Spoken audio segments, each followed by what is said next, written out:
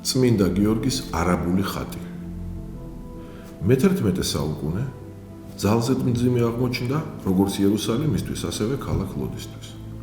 1009 წელს ხალიფა აბუ ალი ალ-მანსურ ალ-ხაკიმმა იერუსალიმის მთავარი სიწმინდის მაცხოვრის საფლავისა და ტაძრის დანგრევა ბრძანა.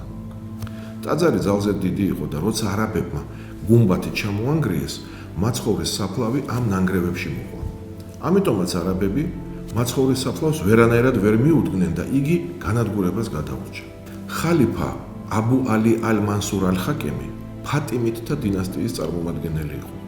ანუ იგი იყო მაჰმადის ქალიშვილის ფატიმასა და მაჰმადის ბიძაშვილის ალის პირდაპირ შთამომავალი. ხალიფა ალ-ხაკიმი ფსიქიურად არამდგრადი კაცი იყო. ამიტომაც მას ხალხი ხაკიმ შეშლილს ეძახდა. 1010 წელს ხაკიმ შეშლილმა ქალაქ ლოდის წმინდა გიორგის ტაძრის დანგრევას ბრძანა. ტაძარი დაანგრიეს, მაგრამ წმინდა გიორგის საფლავი ამ შემთხვევაშიც გადაურჩა განადგურებას. 1048 წელს ბიზანტიის იმპერატორმა კონსტანტინე მონომახმა იერუსალიმის მაცხოვრის ტაძარიც აღადგინა და ლოდის წმინდა გიორგის ტაძარიც. თუმცა 1067 წელს დიდმა მიწისძვრამ ქალაქი ლოდი მიწასთან გაასწორა და წმინდა გიორგის ტაძრის დიდი ნაწილის დაინგრა. დაინგრა გუმბათი, დაინგრა საყრდენი კედლები, თუმცა ღვთისწყალობით წმინდა გიორგის საფლავიც გადარჩა, ტაძრის კანკელიც გადარჩა და ძირითადი საყრდენის სვეტების გადარჩა. ბერებმა წირვალოცვა არ შეწყვიტეს და ნახევრად დანგრეულ ტაძარში აღავლენდნენ ლიტურგიას. 1071 წელს თურქ-სელჩუკებმა ლოდში შემოაღწიეს და ქალაქი აიღეს, მაგრამ არ შეხებიან წმინდა გიორგის ტაძარს და ბერებმაც ნელ-ნელა ტაძრის გუმბათი აღადგინეს. თუმცა მონასტრის ბოლომდე აღდგენა მაინც ვერ მოხერხდა, რამე თუ 1097 წელს თურქ-სელჩუკებს ჯვაროსნება შეუტიეს და იერუსალიმისკენ დაიძრეს. თურქ-სელჩუკებმა სასწრაფოდ დაშალეს წმინდა გიორგის ტაძარი და ტაძრის ქვები და სვეტები თავდაცვითი ჯებირების შენებლობისთვის გამოიყენეს. საბედნიეროდ წმინდა გიორგის საფლავი ამჯერადაც გადარჩა. როცა თურქ-სელჩუკები ტაძარს შლიდნენ, ტაძარში წმინდა გიორგის სასწაულმოქმედი ხატი ბრძანდებოდა. ბერებმა ხატი ტაძრიდან გამოიტანეს და ზღვისკენ წააბრძანეს. ხმელთაშუა ზღვა ლოდის წმინდა გიორგის ტაძრიდან დაახლოებით 15 კილომეტრია. ამ საუკუნეებში ფართოდ იყო გავრცელებული ასეთი ხერხი, როდესაც ქრისტიანები რაიმე სიწმინდის გადარჩენას ვერ ახერხებდნენ, ზღვაში უშვებდნენ.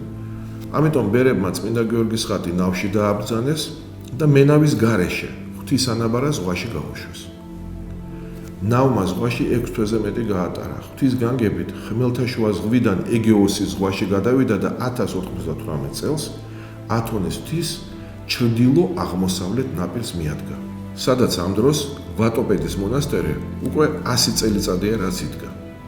როცა დილას ვატოპედის ბერებმა ნავი აღმოაჩინეს, მონასტერი სიხარულით აღივსო. ბერებმა ხატი ტაძარში დიდებით შეაბრძანეს და საზეიმო ლოცვაც აღავლინეს, მაგრამ გარეჟრაჟზე ბერების გასაოცრად ხატი კვლავ ნავში აღმოჩნდა. ვატოპედის ბერები შეშინდნენ. ხატი კვლავ ტაძარში შეაბრძანეს და საგანგებო წირვას დააყენეს, მაგრამ მომდევნო დილას ხატი კვლავ ნავში აღმოაჩინეს. მაშინ ბერებმა კიცვი გამოიყვანეს. კიცვი ცხენისა და სახედრის გაუხედნავი კვიცია. ქრისტე სწორედ კიცვსა ზედა შებრძანდა იერუსალიმში, ამიტომაც ბერებმა წმინდა გიორგის ხატი კიცვზე დააბრძანეს და დილა ადრიან ტყეში გაუშვეს. თვითონ კი უკან გაყვნენ.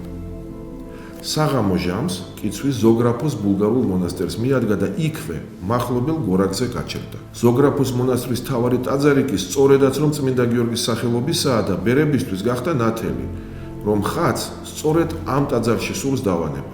ცხადია, ხატი ზეიმით დააბრძანეს ზოგრაფოს მონასტრის მთავარ ტაძარში.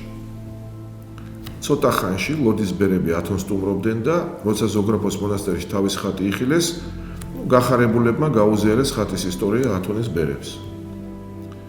დროთა განმავლობაში ხატმა იმდენი სასწაული აღასრულა, რომ ზოგრაფოს ბერებმა ხატს ყოველწლიური ლიტანიობა დაუდგინეს.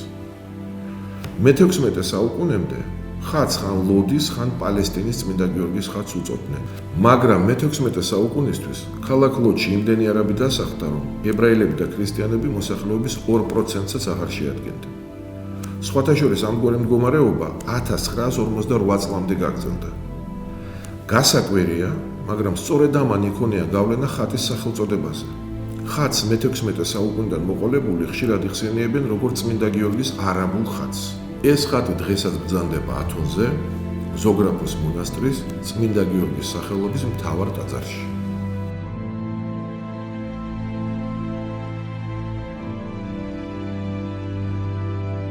მედიაკავშირი ობიექტივი. დავით თარხანმოურავის საავტორო გადაცემები რელიგიაზე.